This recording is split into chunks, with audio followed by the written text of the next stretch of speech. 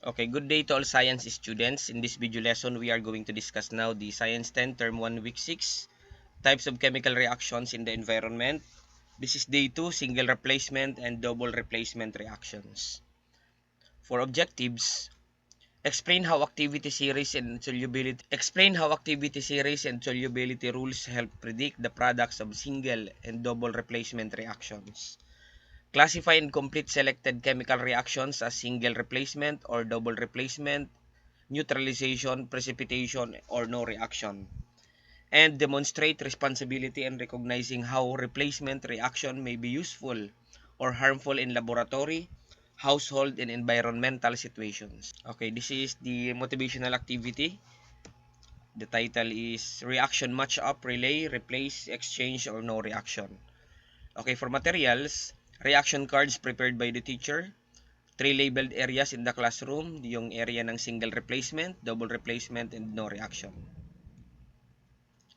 Activity series guide, we have the potassium, calcium, sodium, magnesium, aluminum, zinc, iron, hydrogen, copper, silver, and gold. Okay, directions: form teams of 4 to 5 members. Each team receives one reaction card at a time. Study the equation or description on the card. Okay, decide whether it belongs to single replacement, double replacement, or no reaction. One representative stands beside the chosen classroom label while holding the card. The representative briefly explains the group's decision. A correct classification earns 1 point. A correct explanation earns 1 additional point. Okay, itong pinaka-reaction cards. We have number 1. Itong nasa salid na column ay chemical reaction or situation. Ayan.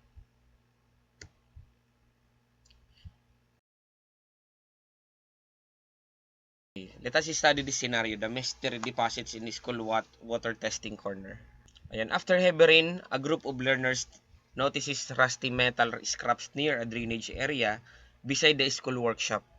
During a supervised demonstration, the science teacher places a clean iron nail into a blue copper 2 sulfate solution.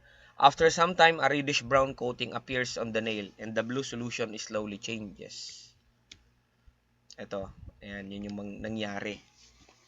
So, tingnan natin dito sa video. Ayan.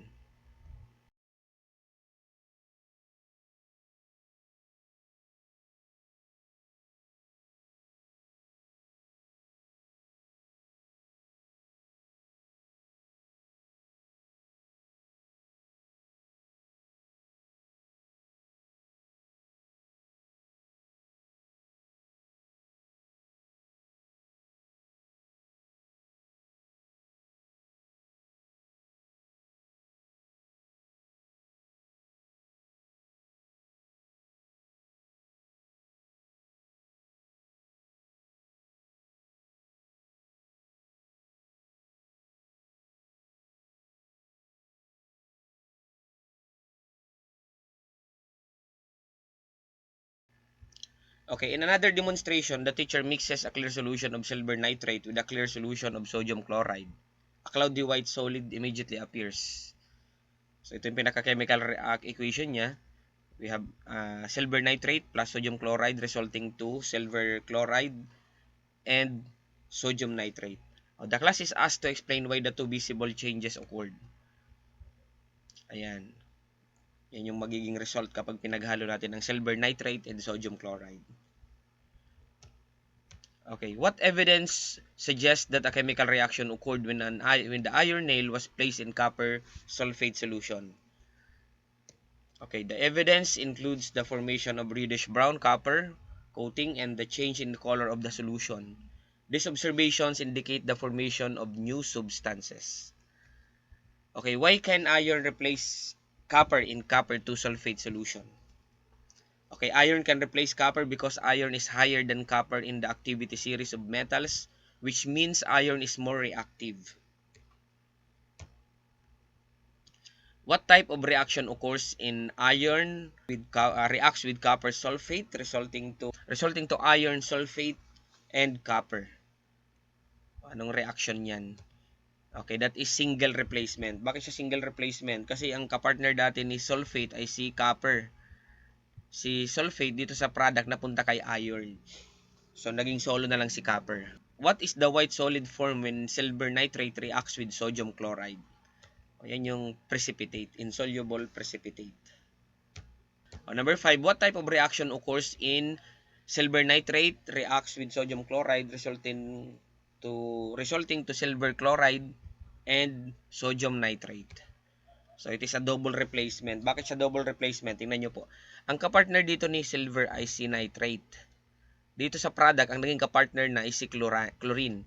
Dito sa reactant, ang kapartner ni chlorine ay si sodium. So, nagpalitan sila ng partner. Kaya tinatawag na double replacement reaction. So, how can these reactions be connected to real environment or practical concerns?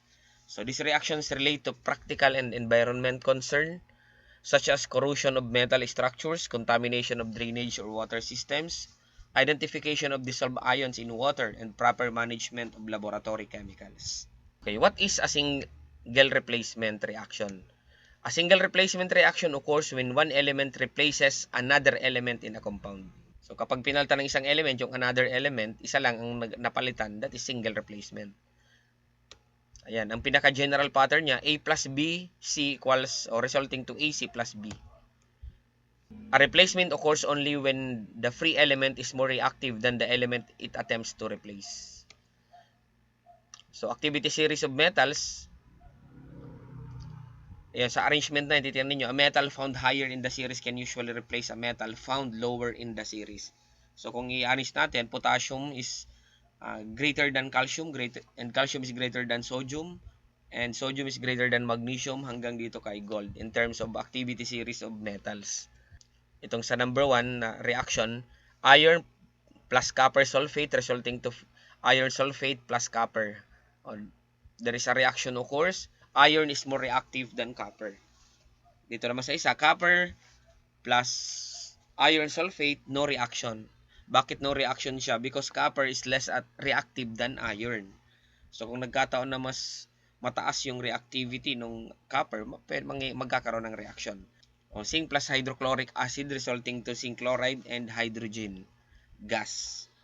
Okay, reaction occurs, zinc is above hydrogen. Dito sa sunod, no reaction kasi nga gold is below hydrogen. Okay, replacement among nonmetals. Some nonmetals, particularly halogens, may replace one another. Example is chlorine gas plus the sodium bromide, the sodium bromide resulting to sodium chloride and bromide. Chlorine replaces bromine because chlorine is more reactive.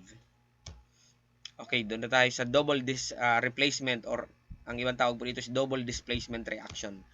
A double replacement reaction occurs when two ionic compounds exchange positive and negative ions. So, kagaya nito, ang A dyan is positive, ang B ang negative, and then C is positive, D is negative. So, nagpalitan, pagdating dito sa product, si A ang partner na si D, at si C ang kapartner na ay si B. So, nagpalitan.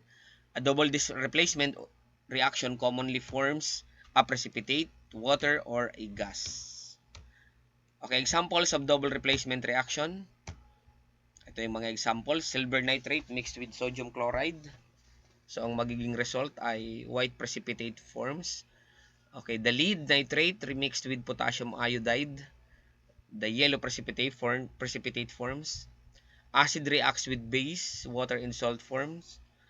Acid reacts with sodium bicarbonate. Okay, bubbles of carbon dioxide form. Neutralization.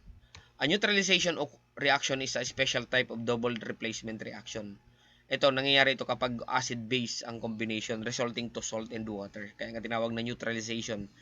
Kasi pag nagsama si acid and base, mawawala parehas ang kanilang pagiging acid at base. So, magiging neutral. Kagaya nga nung yung baking powder saka suka, kaya nagkakaroon ng bubbles, nagkakaroon ng chemical reaction. Yung reaction na yun is the so-called the neutralization. Na-neutralize yung pag-combine ng acid and base. Example ito, hydrochloric acid plus sodium hydroxide resulting to sodium chloride and water. Neutralization is useful in treating acidic soil, managing some wastewater conditions, and reducing excessive acidity in controlled setting. So, solubility rules and precipitates. A precipitate is an insoluble solid form during a reaction in solution. Okay, mga soluble, we have nitrates, ammonium compound, we have the group 1 compounds, and then most chlorides. Usually insoluble, we have most carbonates, most phosphates, many hydroxides, and selected chlorides such as silver chloride. Okay, single replacement reactions depend on reactivity. A more reactive element can replace a less reactive one. Double replacement reactions occur when ions exchange partners, often producing a precipitate, water, or gas. These reactions explain visible changes in laboratory mixtures, the behavior of metals, neutralization processes, and some chemical concerns involving water, soil, and structures. Okay, for activity,